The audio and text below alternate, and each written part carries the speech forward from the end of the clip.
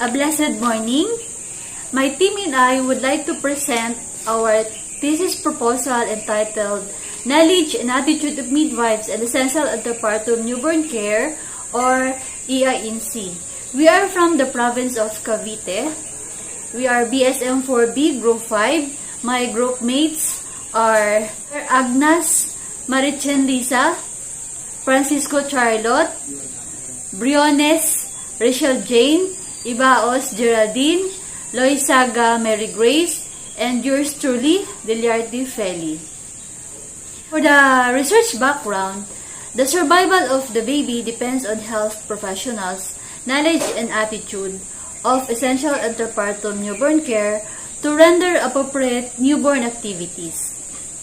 According to the World Health Organization 2015, there are 2.5 million neonates who died on the first 28 days, which results to 45% of under 5 mortality and nearly 58% of infant mortality globally. To address this issue, the World Health Organization and the Department of Health, together with the Philippine PhilHealth Insurance Corporation, have launched a series of time-bound and evidence-based interventions in caring for newborn babies and their mother, known as Essential Antepartum Newborn Care, or famous for its word unang yakap or first embrace. The objective of our study are the following.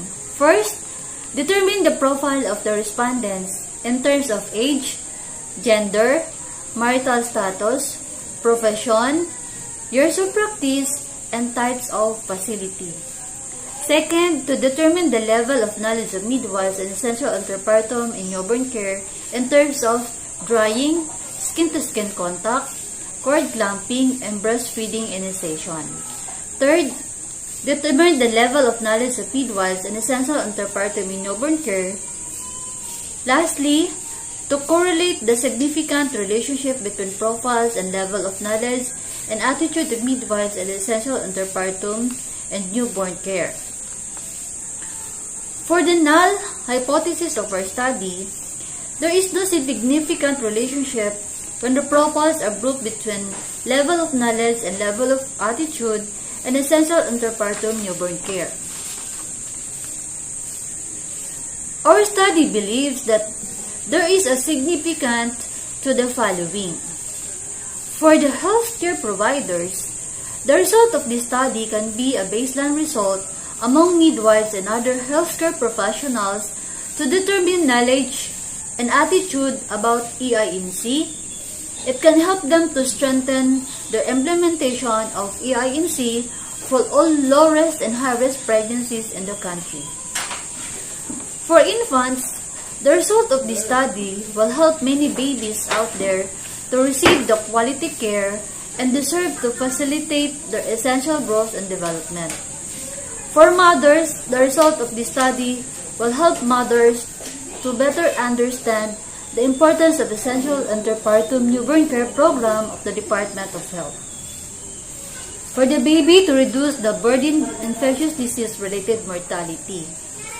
For the Department of Midwifery, the result of the study will serve a great contribution to the School of Administrators, department heads, and faculty members to magnify the horizons of midwives and rendering quality EINC protocol for all newly born babies. It can serve as well a baseline assessment tool for the department to adapt policy or guidelines to improve services at the local settings. And for the future researchers, the result of this study will be important for future researchers as it offers them a full detailed analysis to further the results of the study. Its findings will also benefit them in identifying the barriers to EINC in different municipalities of the province. Our study is limited to demographic profile such as age, gender, marital status, profession, years of practice, and types of facility will be measured. It is also limited of knowledge of midwives, drying, skin-to-skin contact, cord clamping, breastfeeding initiation. And lastly, it is limited to attitude of midwives in essential antepartum newborn care or EINC. Our study is based on the cognitive theory and self-efficacy by Albert Bandura, Lamorte, 2016. According to this theory, the human mind has the capacity to exercise and practice the rules. However, it is affected by the following. First, the performance of enacting behavior is influenced by our past experiences about traditional methods of caring for newborn babies. Second, through vicarious experiences or seeing other healthcare providers with similar skills to perform newborn care may influence their practices to carry out their tasks upon delivery of a newborn up to the first hour of life. Third is the verbal persuasion or listening to the words of a trusted person such as friends, colleagues, supervisors, or consultants who may affect their performance to adhere or not adhere to the Administrative Order Number 2009 to 0025 of EINC. Lastly, the physiological arousal states such as feelings of anxiety, stress, fatigability, which may contribute to the barriers of time-bound interventions. For the research paradigm, it results from the interactions between independent and dependent variables. The independent variables are the respondents' demographic profile, which includes their age, gender, marital status, profession, years of practice, and types of facility. The dependent variables are the knowledge and attitude of midwives and the essential antepartum newborn care. The researchers believed the implications of these facets that helped the study to determine the knowledge and attitude of the respondent on essential antepartum newborn care. For the research methodology, the locale of the study will be in Cavite. We use the quantitative descriptive design and we plan to gather the data through online survey.